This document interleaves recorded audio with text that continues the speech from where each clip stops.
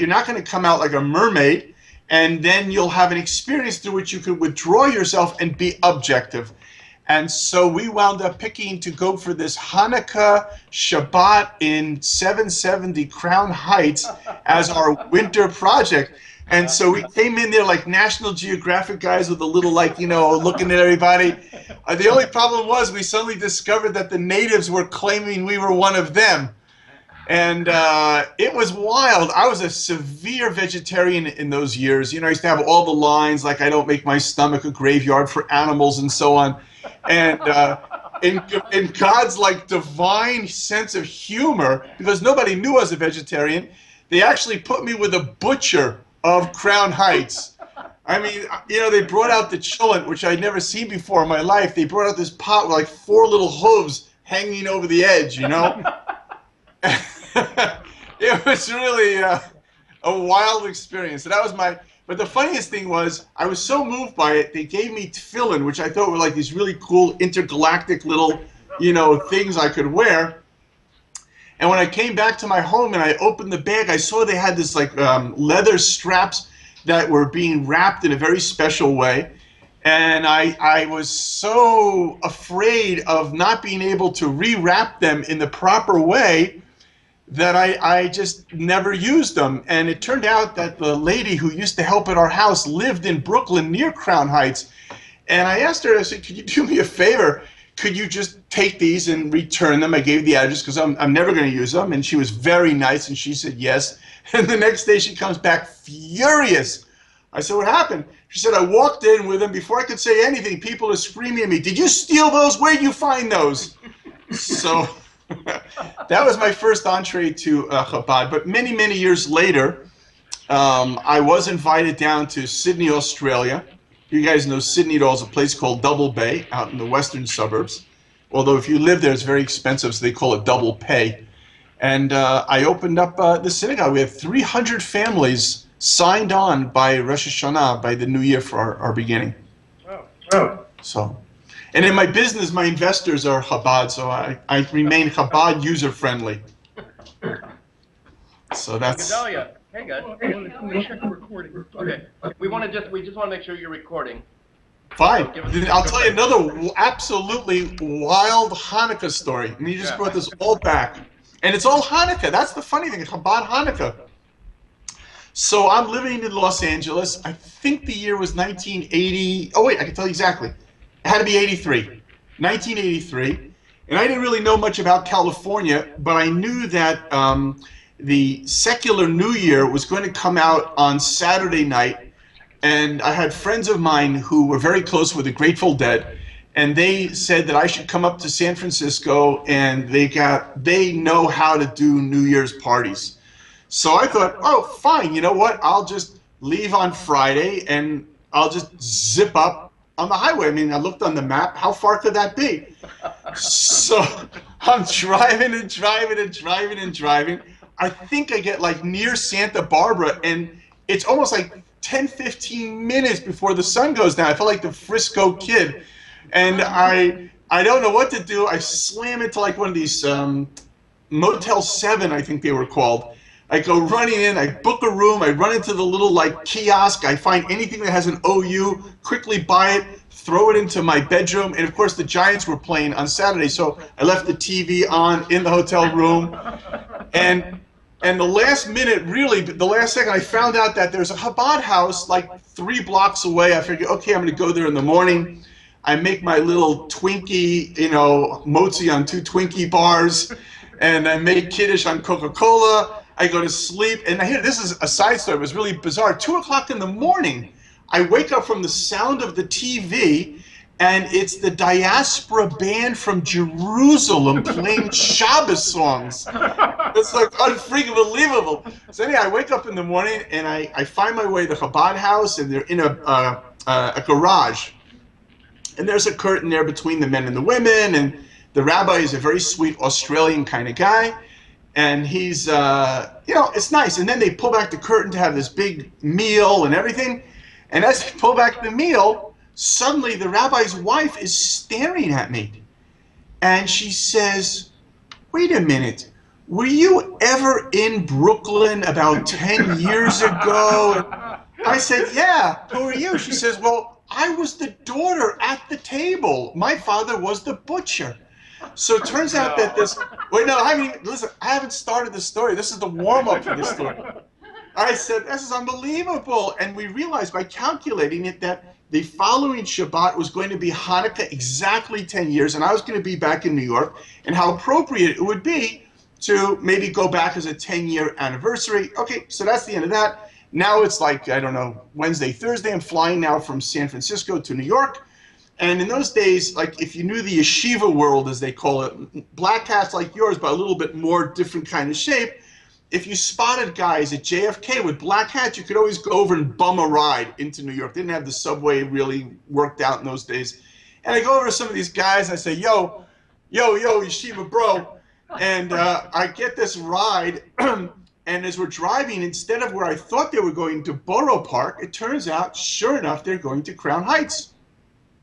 I said, well, this is really amazing because I have to get to Manhattan, but as long as I'm in Crown Heights, I'll pop out, I'll make plans for Shabbat because I really want to be with you guys on Shabbat. And I'm telling them the whole story. Okay, you got it? The guy sitting next to me in the backseat of this car was the son. True story. So that was one of my awesome encounters with Chabad. So Gedaliah. Yes, sir. Why don't you talk to us about, what were you going to talk about? You're going to talk about Hanukkah and miracles, right? Okay. Everybody ready? We start? All right. What does that mean, like ready? Like you have to put seatbelts on and helmets? No, we're buckling up here. Okay. We're all here. Okay, cool. So, first of all, it's really nice to see you guys again, even though it's been a short time. It's really sweet. And I kind of feel like I know the synagogue already, you know, and I know the wonderful faces of people. And it's just so totally cool to like connect around planet Earth, as I call it, URF, because that's the sound of the person when you land in this planet. It's like, oof, where am I? I think URF is the numerical value of WTF, but we won't go down that road. So we've all been sentenced to the same planet together, so it's really nice to share with my holy brothers and sisters, and thank you for your time. But what I've done is I've broken the class into 3 parts. That way you know and you can run out and get more popcorn or whatever. But the 3 parts are, I'm calling the first part a reality check, which is kind of what Hanukkah is not, and really about sort of more of what it is. The second one I'm going to call the holiday itself, where we're going to go into some practical ideas, but to really understand on a much deeper spiritual level how, because as we talked about in the last class, I know that you guys probably reviewed all the notes from the last class, so I'm just going to just build from there. But how everything is, there's no such thing as spiritual, there is no such thing as physical, there's only oneness, and there are various levels which we call spiritual and physical, like we use the analogy of hot and cold. There is really scientifically no such thing as cold, but when you walk out Montreal in the middle of January, you don't say you're absencing heat, you say you're freaking freezing, because that's how we relate to light and dark, spiritual and physical. But really, there's only heat in the absence, really there's only spiritual, and when it becomes physical eyes. So because of that, I want to show you how the physical expression of the holiday has a very deep spiritual impact on the soul through its performance. And then the last thing we'll do is really jump into some maybe very deep stuff. It's all very deep, I guess, but maybe more obviously deep, which is the message of Hanukkah. So, having said that, I know you guys got a little sneak peek on this, but I do want to share with you, let's see here. Start off. I thought maybe we would start off a little bit with what Hanukkah isn't, right? So, I mean, the more I was going around on Google and I'm finding this little blue Hanukkah Harry going, oi, as opposed to joy to the world, and all these various things, especially the classical idea of Hanukkah bush, menorah man, somehow suggesting that Hanukkah is this idea of these very powerful warriors, and what we're commemorating is some sort of, that we have this tremendous physical power and so on. These are cute, they're fun, but they are really a distraction from what Hanukkah is truly all about. So on a very simple level, we're going to start on planet Earth and wake our way up. By the way, this is also what Hanukkah is not, but I thought it was so cute, I would stick it in there. Can you read that? I think the subtitle was like Hanukkah updated, but you know, I don't know, maybe like today is the only way a kid could possibly even understand the concept of Hanukkah, but certainly it has nothing to do with what Hanukkah is all about. Hanukkah is a story, which I kind of took this picture because it has a mythological look to it. You know, it also has that kind of ye old biblical look, which I'm not a big fan of, but I just kind of thought it was kind of cool. But at least we'll start with this. The simple idea of Hanukkah, of course, is it surrounds itself around the family that were known as the Hashmonayim. We're going to talk more about that name later. I'm not sure where they were later called the name of the Maccabees. I mean, maybe they found out they weren't really Jewish, they were Irish, so they added the Mac part. You know, like maybe there was a guy named Donald, and sometimes he became Irish, became MacDonald, you know, so this was like Macbees or Natubees. But their biblical name really is the Hashmonayim, and maybe I will share it now. The Hashmonayim comes from the word actually oil, and maybe that was because their name became adopted based upon the fact of the miracle of the oil, which we'll get to later in the class. But these were of the three types of Jews, there being the priests, the Levites, and the Israel. This was a Kohanic or priestly family. In fact, that was led by the high priest. That's the gentleman you see holding the Torah in his hands, and that's the, although an incorrect image, it's supposed to be the breastplate which he wore. Actually, the breastplate had 12 stones, each one representing one of the 12 tribes, and they used to actually glow in different forms, giving messages, almost kind of like computer style. But that's really what it was a family against all odds that led an incredible revolution, and we're going to see a little bit later, it was not a battle against the Greeks. So we'll hold on to that idea, but what I love about living over here on this side of the planet is, oh sorry, we're not quite there yet. This family, as you can see here, Judah, or Yehuda as we would pronounce it, Yehuda Maccabee, he was the father, or the leader under Matisyahu Maccabee, who then took over the reign, although his brother Simon later became the main power, and that's why the tradition continues on down through him. But it is kind of interesting to note, because if you're a little familiar with the history of the land of Israel, which is why I put the circle over here, you'll see that through this family ultimately comes Herod, who was the great builder who built the, or I should say rebuilt in the most beautiful manner, the Second Temple. And just a little interesting point about the history was there was a big problem with the Hashmonaim, even though they were the heroes of Hanukkah in Judaism, which is almost kind of in a way where the American founding fathers got this idea. There are different bodies of judicial control of the country. So you kind of have like your Senate or Congress, and you have on the other hand your presidential, and you have your Supreme Court. So this is based upon actually Talmudic biblical Jewish thinking, except the three parties where you have the king, which would be like your president, which some people might say is very much like your president. But there is an idea of the kingship. There is the idea of the great, instead of it being called the Supreme Court, we called it the Sanhedrin.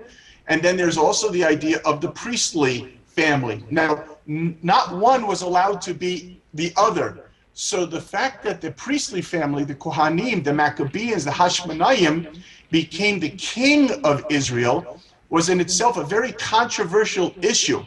And some people say this is why it led to the ultimate downfall, because if you noticed here, Herod, his line actually comes through his wife, because in fact Herod was actually a slave.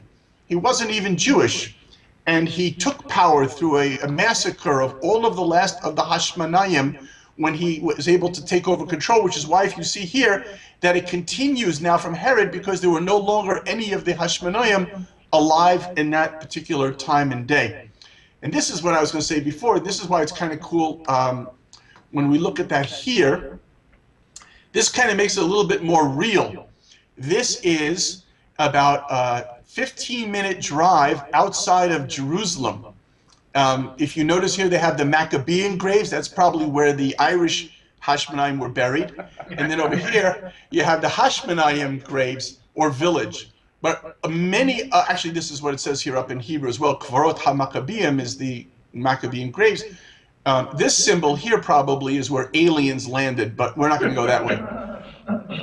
But the idea really is that I find it kind of incredible, because when you start to look at what's going on here, these are the caves. These are burial houses where the graves of the Maccabeans or the Hashmonaim were actually found. And they've begun, as you can see in this upper picture here, I'm not sure if you've seen the arrow as well, but this was the entrance to the Hashmonaim village, which is now currently being resurrected, rebuilt through different archaeological groups. And that's what I always kind of find cool, that, you know, you have that image that I showed you before, which, as I said, is mythological, but the truth of the matter is that these images are the images that really kind of make it real. I mean, here it is kind of in stone. It's not mythological. It was kind of a story of something that really happened in real time. And I just kind of thought that might be a sort of interesting introduction to sort of bring it down to earth. But what I want to go a little bit deeper into the historical and social background, again, we're going to just keep working this higher and higher, and I mentioned this before, is that the battle of the Jews for Hanukkah was not against the Greeks. In fact, I'm going to share with you several teachings of our Talmud, which will show you that, and again, this is the sad point of not understanding Hanukkah correctly, that Jews and Greeks had an incredible love of each other. They totally adored each other. In fact, the beginning of the relationship began when Alexander the Great arrived in Israel. And there were many efforts of the enemies of Israel to try to convince him that he needed to conquer and to destroy Israel. And the high priest at the time, this is all in the period of the Second Temple, was a gentleman called Shimon HaTzadik, or Simon the Righteous. And Simon the Righteous set out in the middle of the night. This is all, the Talmud tells this entire story in Shkalim. He set out with a whole group of people that were carrying torches coming down from the Judean mountains, which is where Jerusalem sits. And as they began to approach the Greek encampment, Alexander came forward to greet them. And when he saw Simon the Righteous, it says that Alexander got off of his horse and bowed to him. And of course, everyone was shocked. And when asked why, he said because every time he fought a battle, the image of this man came to him, and that's when he would know he would win his battles. And of course, that is the nature of the high priest, is that the high priest's job was not to pray just for the Jews. The high priest's job was to pray for every human being created by God. And as God's will unfolded, it received the blessing from the high priest. So that immediately created a relationship. Now, the Greek-Jewish relationship in the times of the Second Temple were 180 years. And during that period of time, the Talmud says, for example, it refers to the Greek language as a very beautiful language. In fact, the Talmud even says, according to one of the great rabbis, Reb Shimon ben Gamliel, that Greek could actually be used for the writing of holy scriptures, which could not be used in English. For example, I mean, people might have to, but let's say, for example, when reading the book of Esther on Purim, technically, really, it needs to be in the holy language, in Hebrew. The only possible exception to that is actually Greek. And in fact, there's other opinions in other Gemaras, like the Gemara in Shabbat, that discusses possibly that Greek could even be used in the writing of all, even the Bible. Even though we're going to talk about the Bible being translated into Greek when things went south or started getting bad, it just shows this incredible relationship. In fact, the Gemara even talks about the use of the Greek language in the Jerusalem temple and speaks about it on a very high level. I'm going to just throw this out as a little side point. It's something that we could do a whole class on if you ever want. But there's an amazing Gemara of a debate that took place between the wise men of Athens and the wise men of Jerusalem.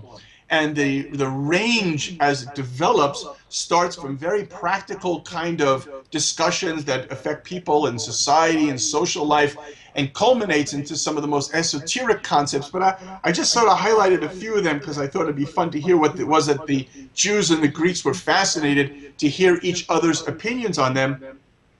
And so one of the beginning questions were asked, what should a man do if he's rejected in his offer to marriage? He comes to a woman, he proposes to her, and she says no. How should a man behave on such a level? That was like the kind of warm-up question. It then moves to what should a person do if he has a tendency to constantly lose his money? How can he break his mazal, his bad luck? How can he change? You know, you're supposed to laugh on that one. It's a bad sign. Muffle it, muffle it. But so how does a person deal with something of that kind of karma, bad karma, if you will? But then, again, I'm just jumping. There were numerous questions. It jumps into a middle level, which is, how do you build a house in the sky? Where is the middle of the earth? Can you drag a well of water into a city? And then going over, skipping many, many other questions that came in before, the final question is, if a baby chick dies while it's still in the egg, how does the soul of the chick exit? So these become the platform through which each side was able to extrapolate and present a whole approach to their thoughts on wisdom on all kinds of multiple levels. But the point I'm just trying to make here, and it's really important to understand this, is the actual love affair that happened between the Jews and the Greeks. In fact, there are, even until recently, some of the greatest rabbis throughout history are known by the name of Alexander, because that was in tremendous love and respect to the wisdom of the Greeks. Unfortunately, what happened was, after Alexander died, and a little while after that, you probably know this history, the Greek Empire began to crumble and to fall apart, and it became the Hellenists, more the Assyrian Greeks, that began to, who Israel was under their jurisdiction, but it was controlled by Athens. But once Athens lost that control, it was the struggle between the Assyrian Greeks and the Jews, which ultimately would lead to the Battle of the Maccabees. In fact, one of the 5 fasts on the Jewish calendar is called the 17th of Tammuz. And what it commemorates there was a horrible moment where now under the Assyrian Greek rule, they burnt a Torah in the temple and placed an idol actually in the Holy of Holies. That was like one of the major things that began to deteriorate. There was also under King Ptolemy, who was the Assyrian Greek leader at the time, who forced 72 rabbis, which was a tremendous miracle. He forced each one locked into their own cubicle that they would translate the entire Torah into Greek. Now, the reason we view that as a tragedy is you have to understand this clearly, because if you go back to when Joshua was splitting the Jordan River and crossing into the land of Israel for the first time, the first thing that they did is they made these enormous blocks, 12 blocks, and on each one of these blocks, the 10 Commandments were written in the 70 languages of all the people in the world. Because although God gave the Torah to Moses and the Jewish people, it's not just for it's for all of the world. So the question is, if it was immediately translated and made open to the nations of the world, why was this a problem having it translated into Greek? And the answer was because the nature in which it was done under the coercion actually froze the meaning. And this is why many times if people study Bible in languages other than the holy language, although they might be able to extract certain concepts and ideas, unless a person really understands the nuance, as is always the problem in any translation, of the Hebrew, much of the teaching actually becomes lost, especially when a person moves beyond the superficial and goes into the much more esoteric. There was another tragedy as well, as that during this time, the influence of the Assyrian Greeks became so powerful on the Jews that many of the Jewish people began to abandon their faith and their adherence and became Greek. And that's why actually even in the wars of the Maccabean, I don't know if this is well known, but it was a civil war as well. There was a tremendous amount of battling that was going on between the Greek Hellenized Jews and the Jews that had remained loyal to the teachings of Moses. In fact, what's a little interesting about this is many people talk in modern day Israel about the Yom Kippur War. Well, there was actually a Yom Kippur War prior to this. The first Yom Kippur War was actually fought when the big battles of the Maccabean against the Greeks began.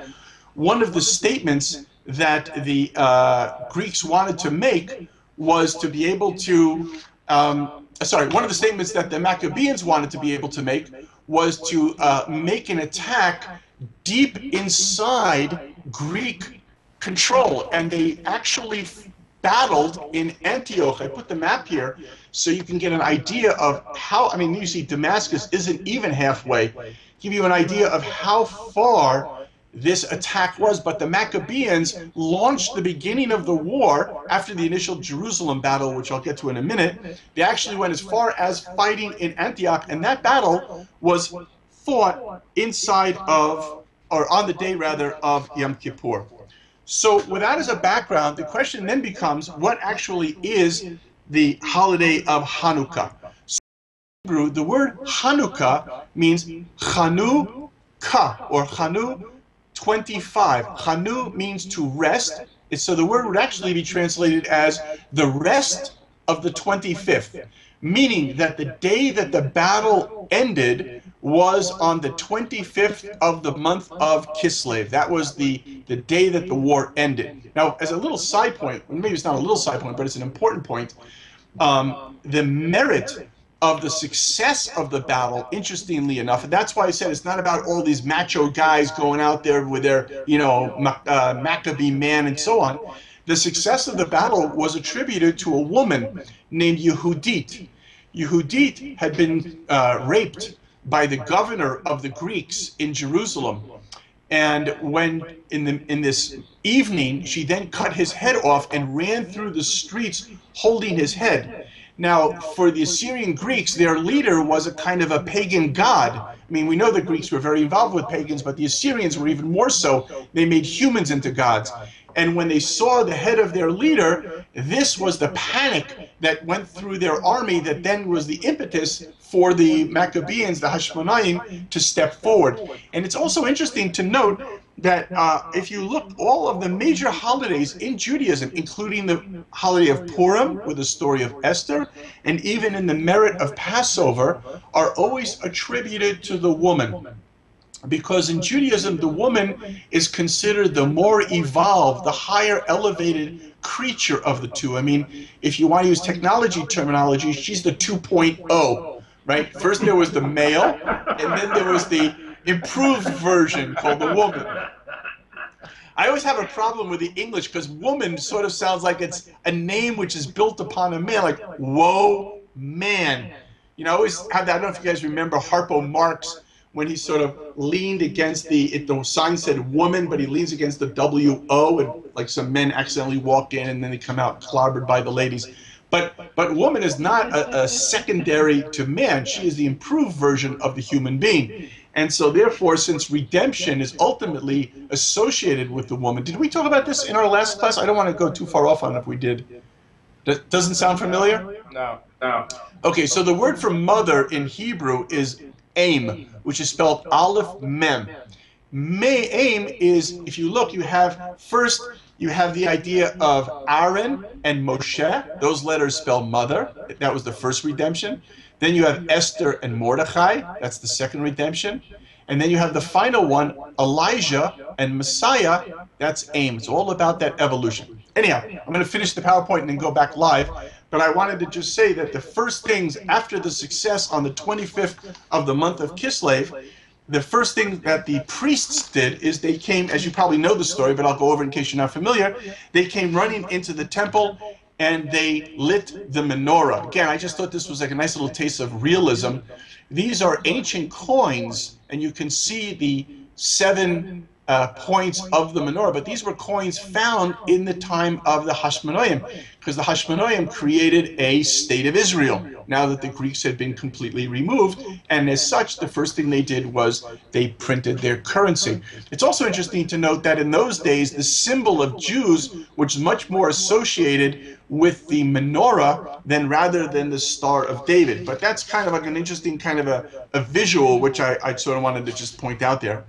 You just, excuse me 1 second, we'll get out of this. Okay, hello. So now the question is, And I'll just run through the story in case you're not familiar with it. The priests, the Hashmonayim, they come running into the temple. Everything had been desecrated. They wanted to show that the light of the temple could be revived, but all of the jars of oil had been contaminated. And miraculously, they were able to find one little jar that was buried underground, and it had the stamp or the seal of the high priest. And that little jar would be enough oil to burn for one day. Now, in Kabbalah, the metaphor or the idea of this one little jar is hinted at. Actually, we read this in the Torah recently. When Jacob is fearing the approach of his brother Esav, he moves the entire encampment on one side of the Jabbok River, but he remembers that he forgot one little jar, which he goes back for. And when he goes back for that, he fights the angel of Esav, which is through that transformation of being able to beat the angel of Esav, his name is changed from Jacob to Israel.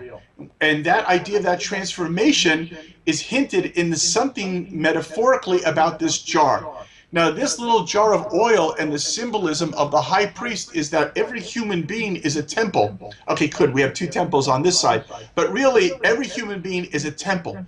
And inside of our temple, in fact, each one of the vessels that was in the temple is each one of our organs. For example, there is the ark. I'll start with that because everybody saw Raiders of the Lost Ark, so you're probably familiar with it. But in the ark are the two tablets that Moses had, or Mel Brooks's version of the three, but ultimately two also. So you have those two tablets. Those are the two ventricles that sit in the heart. So the ark was the heart of the temple. The two tablets are a metaphor of that. The menorah was 7 candelabras. That represents light. Light is associated with wisdom.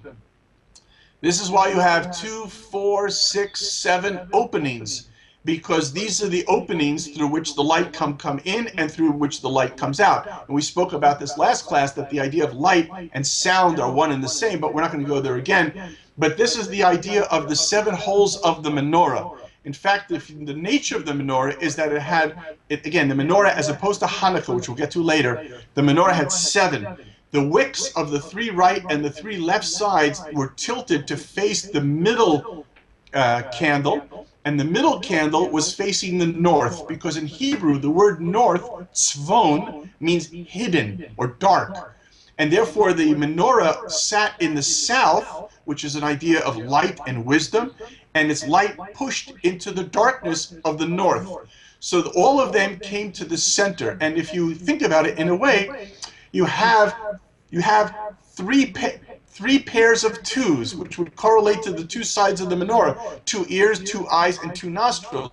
And the very middle is the mouth, because that which is unique to the human being is the ability to speak, is the medaber, the one that can communicate holy ideas into a physical world. So therefore, while these are primarily function of input, this is a primary function of output. So therefore, wisdom is always understanding both sides of an issue until one can resolve that and bring it to its equilibrium. That's why the first letter of the word shalom, peace, is the letter shin, because the shin also has 2 extremities which meet in the center line, and by resolving the resolution of 2 different sides, it's never about one against the other, right? I always say, look, we're in the middle of elections over here, and all my right-wing friends and left-wing friends, I always say, have you ever seen a bird fly with only one wing? You need left and right to be able to fly. So you need to understand that instead of seeing things as opposites, you have to understand things as the 2 sides of a whole. And that's this ability to be able to bring that equilibrium to that balance, and that's the wisdom which metaphorically represented the idea of the menorah. We're not going to go down more into the rest of the vessels in the temple, but that was the first place they wanted to come, was to relight this candle and therefore bring that light out. And the symbolism of the little jar represents something very interesting. The word for an evil person in Hebrew is called a rasha. It's spelled resh, shin, ayin. The outer letters of this word, resh and ayin, spell the word evil, ra. Resh ayin is ra, evil. But the inner letter is divine light.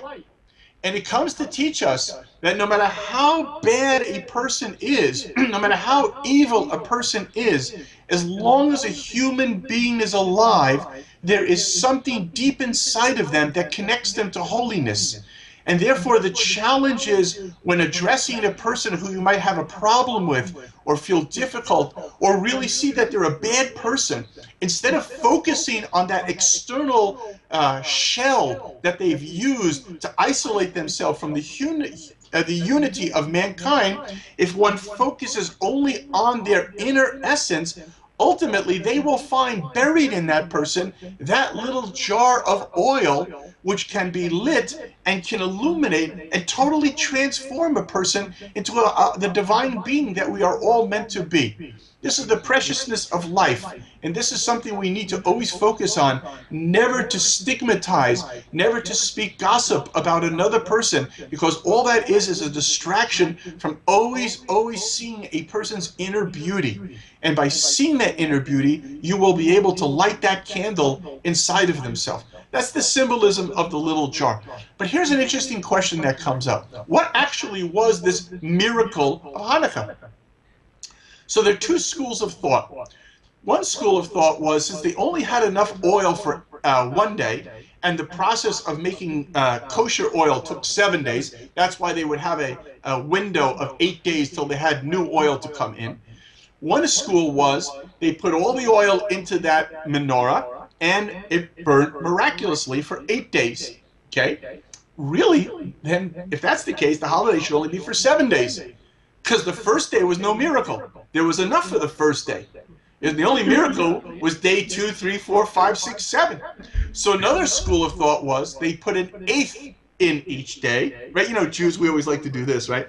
So they put an eighth in each day, and the idea would be that at least there would be some sort of token lighting that would happen, but the miracle was every day burnt a full day long. So the Talmudists come along and they say something very interesting. They tell a story of a great rabbi who was known as Rabbi Hanina ben Dosa. It was just a few minutes before Shabbat was coming in, and his daughter came running and crying. And she says she's made a terrible mistake. Instead of filling the Shabbat candles with oil, she accidentally put vinegar. And she knew that there wasn't enough time to switch it, and she had blown for the family the idea of lighting Shabbat candles for that particular Shabbat. And so her father, who was a great mystic, said, no problem. The same God that makes oil burn will make vinegar burn. And so he lit the candles with the vinegar, and of course the way the tale goes is not only did they burn, but they learned all the way until Saturday night through the entire Shabbat. But the concept is really a very deep concept. And this kind of ties into the fallacy of thinking of the Hashmonaim and the Maccabean as being great physical soldiers. And this is a very deep story told about Samson. We all know Samson and Delilah. We call his name Shimshon. But Shimshon, there are two midrashim that describe Shimshon in two very bizarre, different contrasts. One says Shimshon was like a little teeny Woody Allen. Nothing. The other one describes Shimshon as being so massive in his chest that we use a measurement called an amot, which is usually the distance from the elbow to the top of one's finger, that his chest was so massive it was 60 amot wide.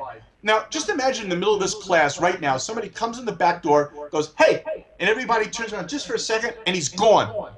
Well, if I asked everybody in this room, somebody might be able to identify a little this, little that, but you're not going to have a contrast of him between like looking like Woody Allen or Hercules on steroids, right? Everyone's going to have like some sort of a similarity. And here it wasn't a guy just popped in. Shimshon, Samson, was the leader of the nation. So what is it teaching us? It's teaching us that physically, he had no physical power. He was a scrawny, weak little person. But he understood a miracle. He understood that to do this is absolutely impossible. The only way to do this is because God allows it to happen. And not when a person understands this intellectually, but when a person understands this in their bones. This is the way they live and understand life. then a person like Shimshon, Samson, could be as thin as my finger, but have the enormous power to even be able to pull down the building, as we know at the end of his life with the Philistine and so on.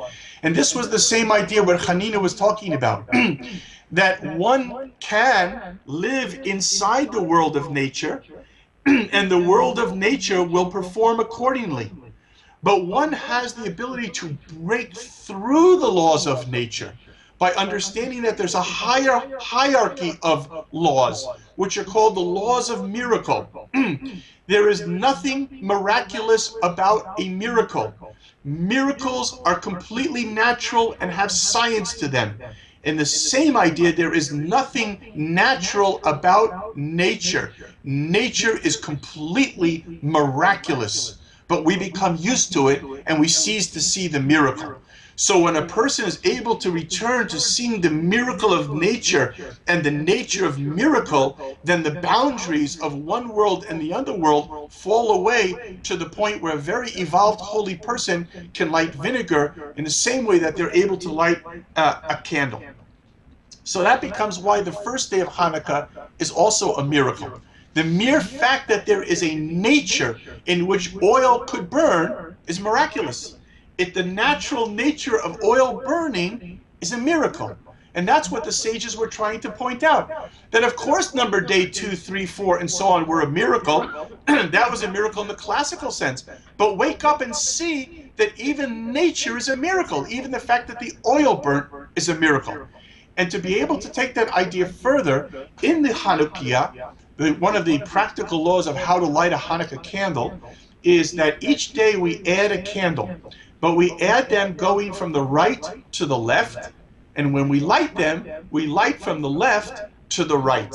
This is because the right side always represents the side of kindness, while the left side always represents the side of strength.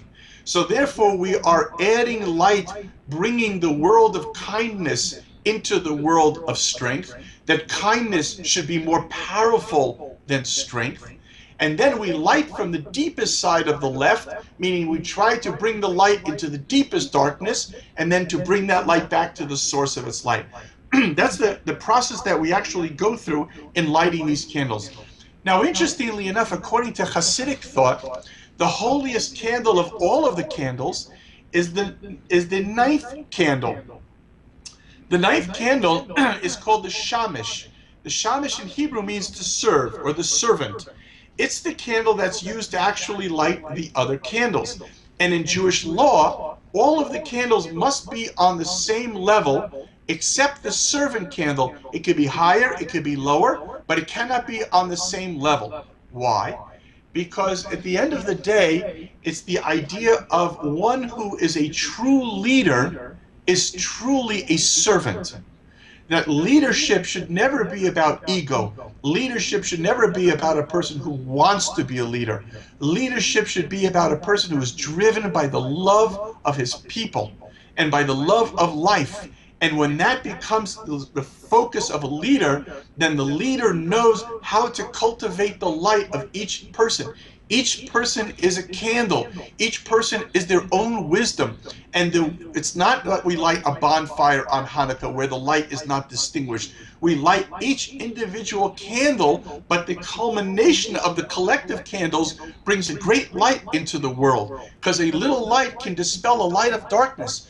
But it's the challenge of the leader to know how to inspire each person to find their own unique light. And therefore the leadership becomes called the servant, because the servitude is about being able to make the light permissible.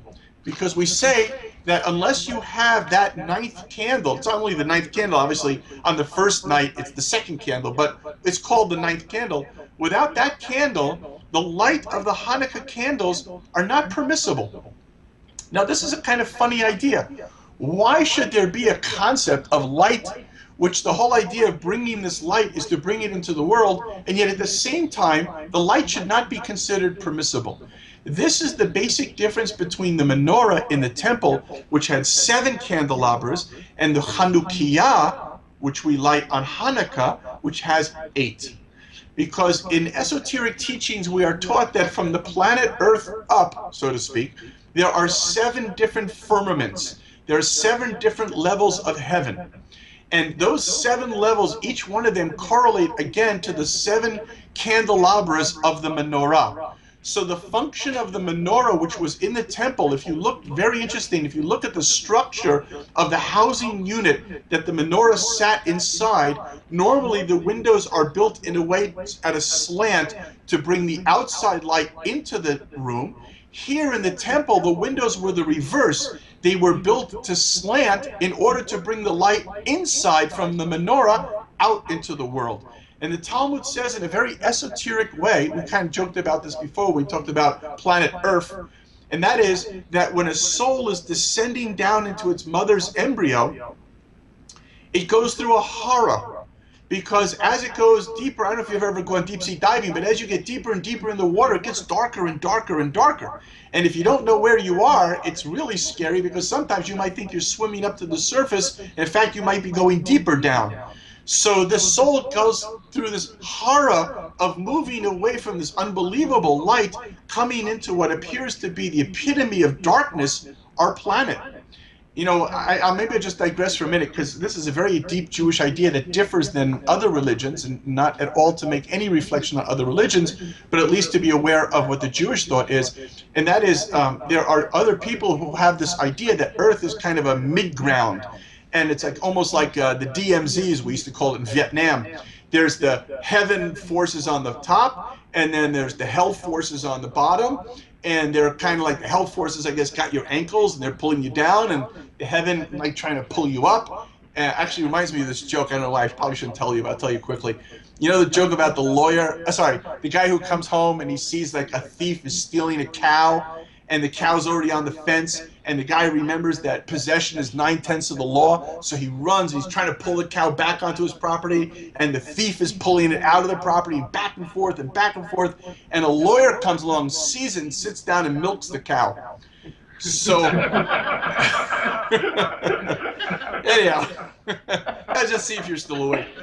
So there's kind of like this idea of like, you know, trying to pull the man or the woman between, oh, is he going to go to heaven, is he going to go to hell? But that's not at all the Jewish take. It's more like there's heaven, and then there's hell, and the lowest of the lowest is earth. Because hell is not about pain.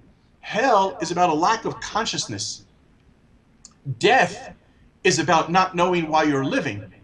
So earth is a place where a person, God forbid, can suffer ultimate amnesia, have no idea why they are living like a vegetable, simply functioning, and never having realized the potential that was dormant inside of them. Hell is sort of like the Van Allen belt. It just merely burns off all the earthly material that was ingrained in a person's soul, cleansing them to return to the highest level, which is heaven. There is no idea, as far as Jews are concerned, of fallen angels who become the devil. In Judaism, the devil is actually considered one of the holiest of all angels. And all he is merely a servant to God, fulfilling from the side of God of justice and judgment, as opposed to the other angels that fulfill the service of God from the side of mercy and compassion. But is still a servant nonetheless. And so therefore everything between justice and compassion is the scales through which all of life is judged and happens. And this is the process of our free will within this world as we exist. Anyhow, so as that soul falls into this darkest of darkness, suddenly the light, esoterically speaking, of the menorah shines through the world. And the person realizes that even in this world, a person can find God. There's no such thing as being away from God, right? I think we talked about this a little bit last time. One of the great Rebbes, the Belzer Rebbe, once said, the distance between a non-religious Jew and a religious Jew is as far away as east to west. And so the question is, how far is east to west? Just turn around. There's no such thing as far. If you're facing east, you turn around, now you're facing west. So it's the same idea. There's no such thing as being far from God. It's nonsense. It's just being blocked from God. But the blockage is our own blockage. That's the beauty. We can take off the blockage. And so therefore it's that same idea that the menorah shows us that the light is there. If one is open to that light is there. Now, the Hanukkah candle, however, has 8 lights. So the 8th light actually comes from the highest of all worlds. It comes beyond time and space. And this we did speak about last time. This idea of beyond time and space is actually something that represents the concept of the infinity. And so therefore, this concept of the light coming from the infinite, there was a great Hasidic Rebbe known as the Chazan Lublin, and he explained, actually maybe I'll say first how the American Indians say it. The American Indians had a tradition that the stars were created by a great Indian archer when he saw that the moon was all alone in the sky and it was very dark, so he took his arrows and he shot holes in the fabric of the sky, and the light from the other side shined through, and that became known as the stars. The Chazan Lublin actually says this idea as well. He explains that really that the concept is that this is called the hidden light. In other words, in Kabbalah, the concept of the hidden light is when God created the world, he didn't really create light and darkness like we spoke about last time. He created light and he created hidden light, or Haganuz it's referred to. And that idea of the Or Haganuz is also something here, which I kind of created this little image for, in that he says that the light of the menorah is actually a transcendental light that comes from the world of the infinite. And unless a person is able to perceive what it is that they see, that these are actually windows to the infinite, then on one level it might only appear to be candles. But what's really happening on the subliminal or on the subconscious level is that a person is really able to see throughout the universe, even into the infinity of the universe. And that is really the whole idea of what these candles are supposed to represent, is that idea of being able to pierce through the laws of nature. And this is why God said to Abraham, go outside and look at the stars. And the commentators explain that what God was showing Abraham, who is a master of astrology and astronomy, he said, if you look at the stars will tell you that you are not destined to have a child. And then God says, now look again. And you know, like those little guys got the three upside down cups and you're trying to follow which one has the bean in it. So God kind of does that. Says, now look at it. Now you see your children will be as abundant as the stars in the sky. Meaning that God was telling man that man does not need to be subjugated to the laws of nature. Man will live within the laws of nature, but man has the ability to circumvent that and to access into higher worlds and bring those higher worlds' blessings into this world. In biblical literature, this is found even in the stories of Moses and later by Joshua on classic moments of great battles where, according to our tradition, the sun actually stood still. The time suspended itself in order for the battle to reach to completion. Why? Because we are not subjugated to time. That's going to be the third part of the class, which we'll conclude on. But we're going to see this idea. But this is really the idea of being able to penetrate and to be able to see beyond all of that. So I'm going to show you another slide here, and then we're going to the third part of the class here, which is what we've led up to right now, which is the idea of the message. And I know that Hebrew, like Greek, might be a little alien. So I am going to try to walk you through this, but I think that it was kind of important to sort of see the Hebrew so we can understand what it was that was really going on. There were three major decrees that the Syrian Greeks made against the Jews. They prohibited the Jews from observing the Shabbat. They prohibited the Jewish men from performing circumcision. And they also prohibited the Jewish court from sanctifying the new moon. Now it's interesting because in Hebrew, the word for Shabbat begins with the letter Shin. The word for circumcision, Milah, begins with the letter Mem. And the word which is used in Talmudic language for the blessing of the new moon, Ner, which also means candle, begins with the letter Nun. And these three letters, Shin, Mem, Nun, are the Hebrew letters for the word oil, shemen. So that it was very appropriate that the miracle of Hanukkah should actually come through oil. We're going to end the class on to why specifically. But this idea of it coming through oil represents because these were the three primary issues that the Assyrian Greeks tried to close up among the Jews. Why? because they said, you know, it's very nice if you want to take a day and chill out and rest. But to say that the actual nature of one day is any different than any other day in the week, because in traditional Judaism, a person who intentionally violates the Sabbath, of course, this requires witnesses and acknowledgement of the punishment, etc., but ultimately, the violation of the Shabbat carries with it, in classical biblical time, a death penalty. So they said, are you out of your mind? I mean, fine, it's Sunday, you know, chill out, do whatever you want, that's fine. You need a day, you break from work. But don't tell me that there's something different in the day itself intrinsically. And by Mila, the same idea. I mean, we know what the Greek theater was like, we know what Greek sport was like, and so on. They said that circumcision was no different than if you circumcise the guy's nose. It was basically a mutilation of the body. The body is art. The body is beautiful as it is. And the circumcision of the body mutilates the perfect body. And the last thing they said, which they felt was totally ludicrous, was what the Jews came along and said, that when the court implemented or instituted that it was now the new month, even if astrologically it could be proven that they had made a mistake, it didn't matter, because God would rearrange the stars and the planets to follow what the court had said. Similar to the story we spoke about last time, where the rabbis stood up to God and said, God, mind your own business, this has nothing to do with you. So the Jewish answer to this was very different.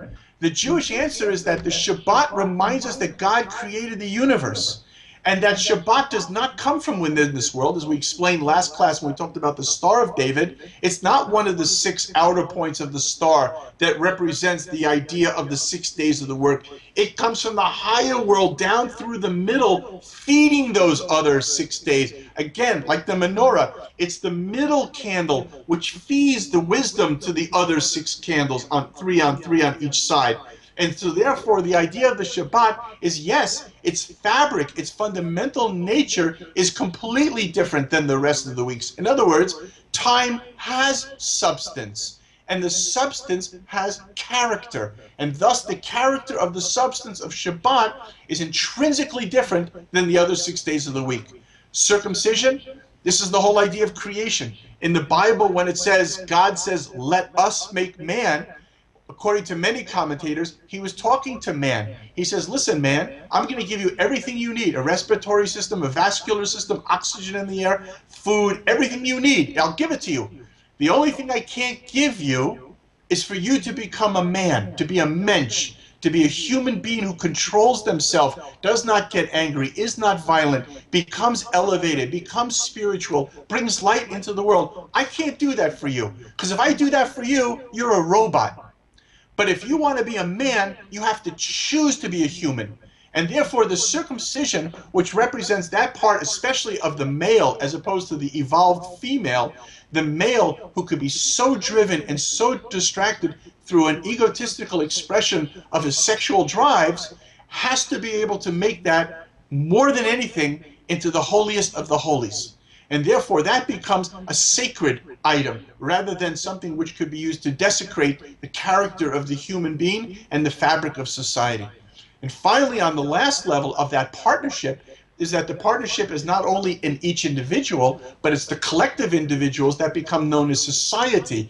And therefore, the society is that we are given this world in order to show God. I think I did mention this last time. One of my favorite quotes is, who we are is a gift from God, but who we become is our gift to God. So therefore, our gift to God is to show God that we can even run the laws of nature, i.e. determining when the new moon is. And we will run them in a way where all laws will be utilized in the benefit of mankind, literally becoming mankind, becoming kind in how we live and exist with each other.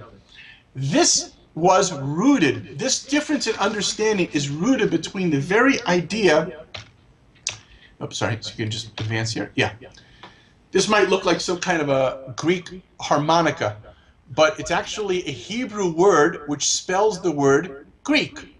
The smallest letter over here is the letter Yud, the middle letter is the letter Vav, and this letter is a nun, but a nun sofit. It's a nun that appears when it's used at the end of a word, and it would be pronounced Yavan.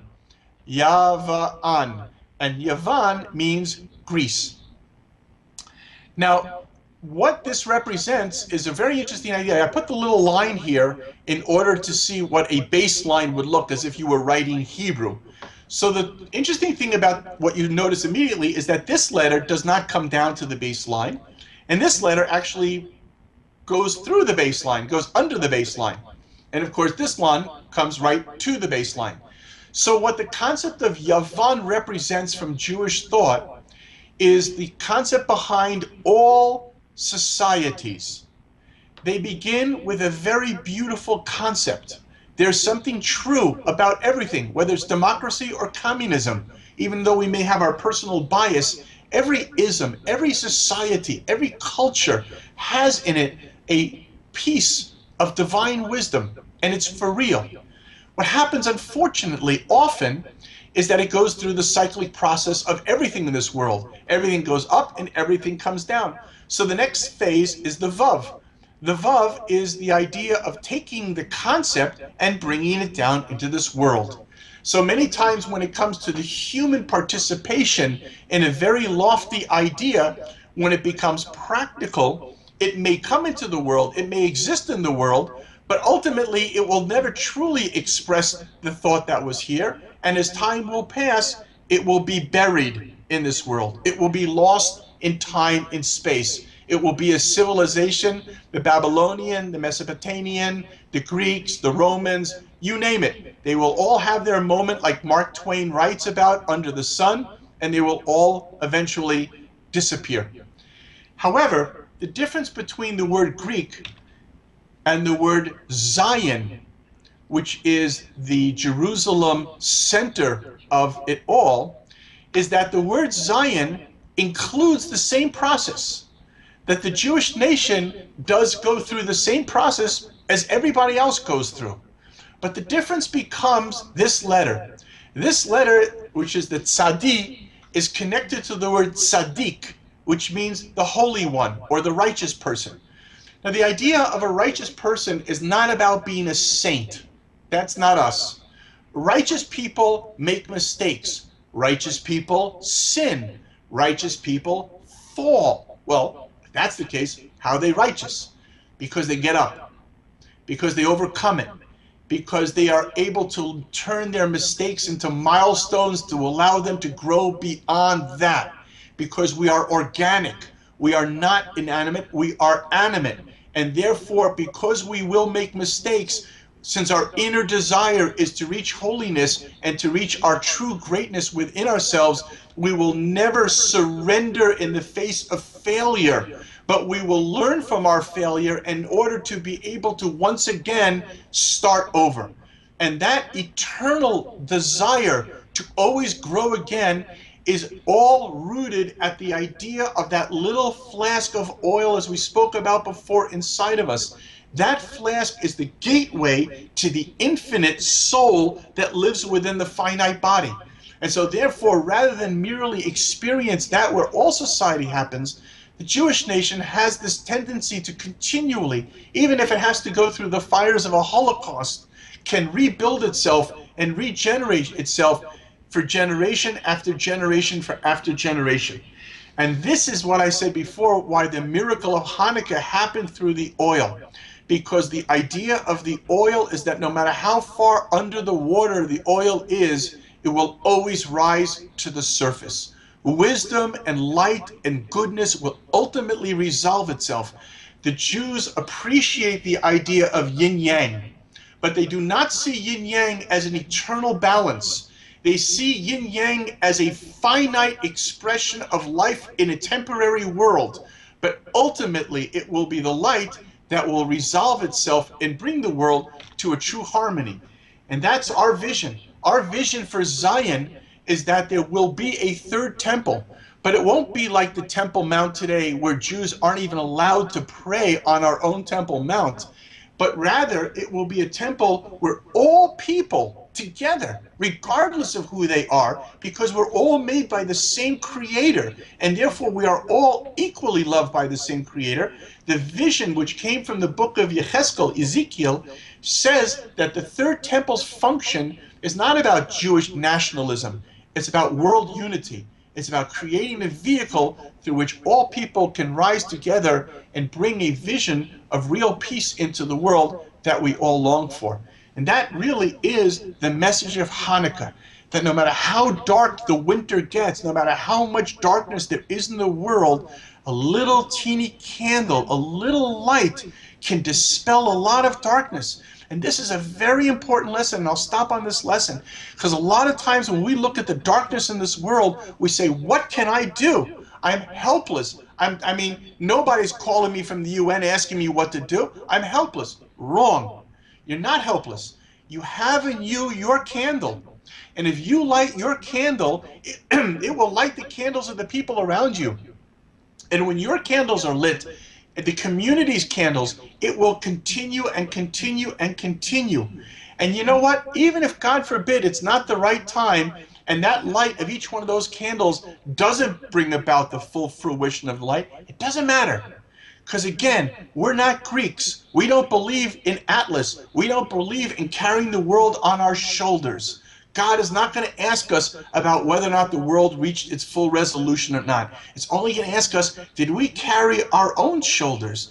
Did we at least put the light that we had into the world? The results are not in our hands, but the ability to do something, to make that effort, to light that little Hanukkah candle in the middle of all of that darkness is the beginning of bringing the world redemption and bringing us all together. So I hope you enjoy the class tonight, or I know it's day over there, but it's night over here.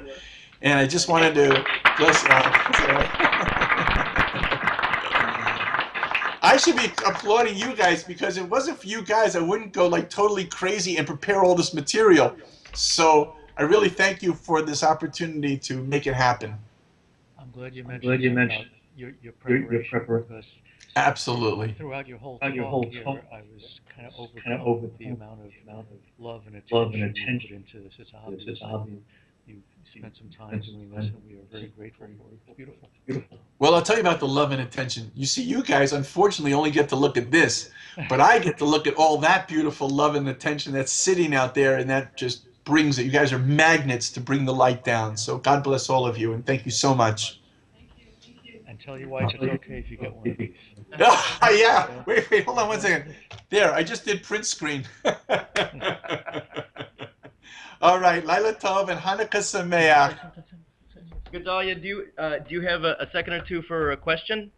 Oh, I thought you were going to handle the questions. Oh, yeah. You know something? No. Absolutely, for sure. Okay. Anybody have questions? Two comments. I enjoyed what you said about Rasha with the Resh and the Ayin and the Shin in the middle with the spark of God and everyone. And the other comment is about, we talked a lot about oil, and then Yavan is grease. So is there a connection between oil and grease? You mean, is it greasy? Yeah, greasy. By the way, wait, before you disappear, I want to tell you something also that you might find interesting. This idea of the Shin, the divine light, being inside of the evil one is exactly why the evil son on Passover is at the table. Because no one should ever write off their children, God forbid, no matter what has happened or wherever they've gone, never write off family, because there's always some way to find a way to communicate and bring that light back. So that's another reason there. Okay, thank you. For sure, thank you.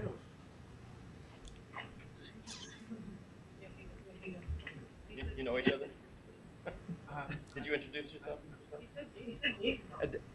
Gedaliah, we should say that David, who just asked the question, comes from a very illustrious family of rabbis. Oh, nice. His father was a rabbi. His brother is a great scholar in Kabbalah. Daniel Matt, you probably know the name, and other rabbis, right? My brother Johnny. Wow, that's great. I come from a long line of drug addicts and. Me too. Other questions? Anybody? No, it was very inspiring. Gedaliah, it was great. You lit our candle. Oh, You really did. sweet. It was beautiful, really beautiful. Well, we I love you appreciate- guys, and thank you so much for sharing with me. It's really a pleasure.